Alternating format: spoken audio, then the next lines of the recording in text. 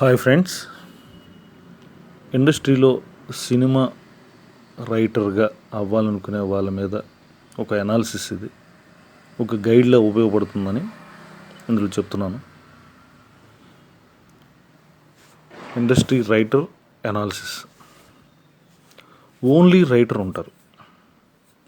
Writer అవ్వాలనుకుంటే ఆ preparation వేరు. ఓన్లీ రైటరే. రైటర్ కమ్ డైరెక్టర్ అవ్వాలంటే చాలా కంటెంట్, చాలా టఫ్గా ప్రిపరేషన్ అవసరం. ఓన్లీ డైరెక్టర్ అవ్వాలనుకునే వాళ్ళు ఉంటారు.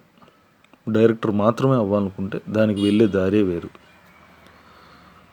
ఓకే, రైటర్ అవ్వాలనుకునే వాళ్ళకి ఫస్ట్ మనం కొన్ని పనులు చేయాలి. ఫస్ట్ రైటింగ్ అంటే ఇష్టం ఉండాలి. 5 నుంచి 10 A4 పేపర్లు రాయడం తెలిస్తే బాగుంటుంది. కనీసం రోజుకి 5 నుంచి 10 పేపర్లు రాయగలగాలి. నెక్స్ట్ సీన్స్ రాయడం, ఒక స్క్రిప్ట్ వెర్షన్ కూర్చుని ఓపిక్గా రాయటం అంటే కూడా బాగా ఇష్టం ఉండాలి. నెక్స్ట్ థర్డ్ వన్, ముఖ్యంగా రైటింగ్ బాగుండటం, తెలుగు DTP కానీ గూగుల్ టైపింగ్ కానీ వచ్చి ఉండాలి. ఇవన్నీ మినిమం లక్షణాలు అన్నమాట రైటర్కి. మ్యాక్సిమం లక్షణాలు తర్వాత, ఫస్ట్ మినిమం లక్షణాలు ఉండాలి కదా. అయితే ఈ రైటర్స్లో రకాలు ఉన్నారు. ఒకటేమో బడ్డింగ్ రైటర్స్ అంటారు, second one average writers, third one best writers, fourth one diamond writers. ఇలా 4 రకాల రైటర్స్ ఉన్నారు. బడ్డింగ్ రైటర్ అంటే తెలిసిన దానిలోంచి రాయాలనుకుంటారు, తోచింది రాయాలనుకుంటారు. సో వీళ్ళు అప్పుడప్పుడే బడ్డింగ్ అనమాట, అప్పుడప్పుడే వస్తూ ఉంటారు అన్నమాట. పాపం తెలిసి తెలియక మ్యాక్సిమం స్క్రాప్ లాంటిదే వస్తుంది. ఎక్కడో రేర్గా కొన్ని విషయాలు బాగుంటాయి. ఎందుకంటే వాళ్ళకి ఏమీ అంత తెలుసుకోలేరు కాబట్టి. అది వాళ్ళ తప్పు కాదు, వాళ్ళు తెలుసుకోలేకపోవడం తప్పు. అది తోచింది రాసేస్తారు అన్నమాట. నెక్స్ట్ లెవెల్ ఏంటంటే యావరేజ్ రైటర్స్. తెలిసింది కొంత, చదివింది కొంత, అందులోంచి రాస్తారన్నమాట.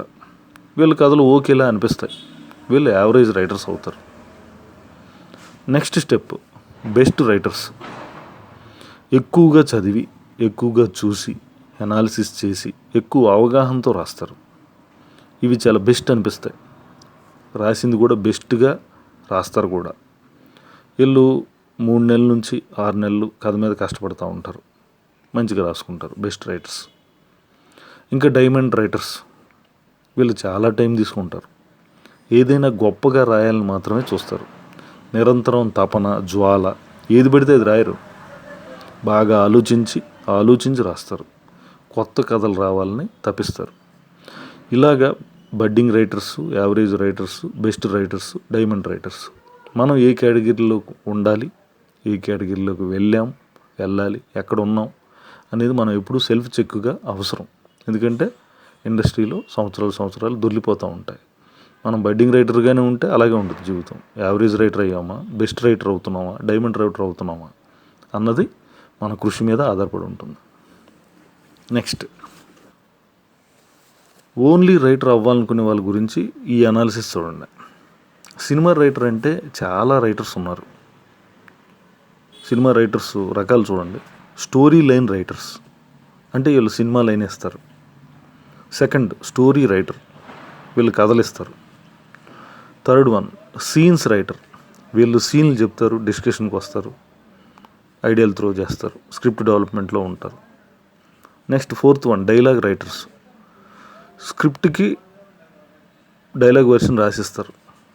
మొత్తం మనం ఎన్ని పేజీలు స్క్రిప్ట్ మొత్తం సీన్లన్నీ ట్రీట్మెంట్ రాసిస్తే వాళ్ళు డైలాగులు రాసిచ్చేస్తారు. Fifth one screenplay writer, రాసిన కథని స్క్రీన్ ప్లే చేస్తూ ఉంటారు. ఇలాగా సినిమా రైటర్స్ మొత్తానికి ఒక 5 రకాలు ఉన్నారు.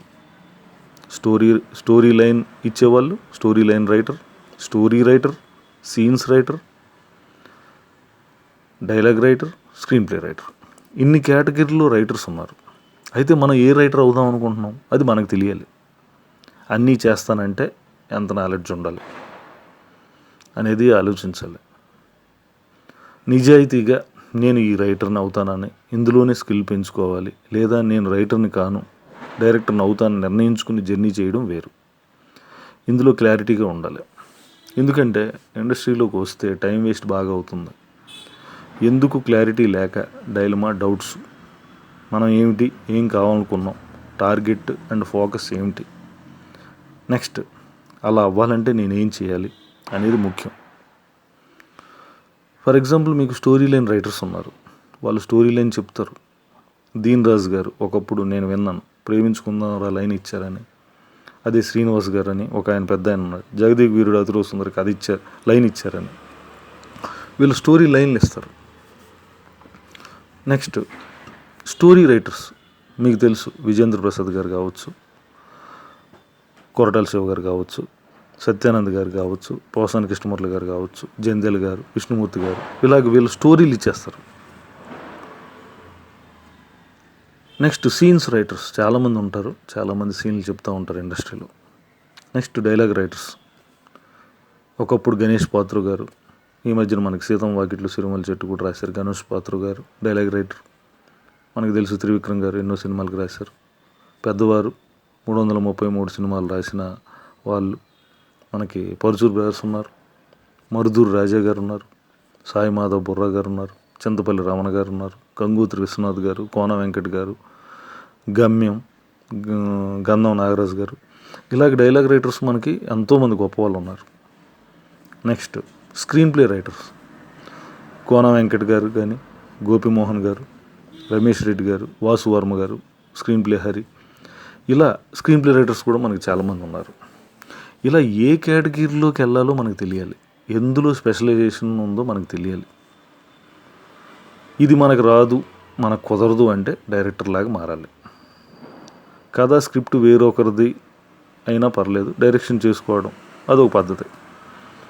రెండూ చేస్తా అంటే ఒక పూరి జగన్నాథ్ గారిలాగో, త్రివిక్రమ్ గారిలాగో, సుకుమార్ గారిలాగో రైటర్ కమ్ డైరెక్టర్ అవ్వడానికి ప్రయత్నించాలి. సో క్లారిటీ ముఖ్యం, చాలా ముఖ్యం. ఏది అనుకోగానే మనం ఇక్కడ అవ్వం, దానికి బాగా మనం కృషి చేయాలి. ఇది మస్ట్. ఊహ వేరు, వాస్తవం వేరు, మీకు తెలుసు. సో ఆప్షన్స్ మనకున్నవి only writer cum director or only director. Decide your self, don't waste your time. Thank you one and all.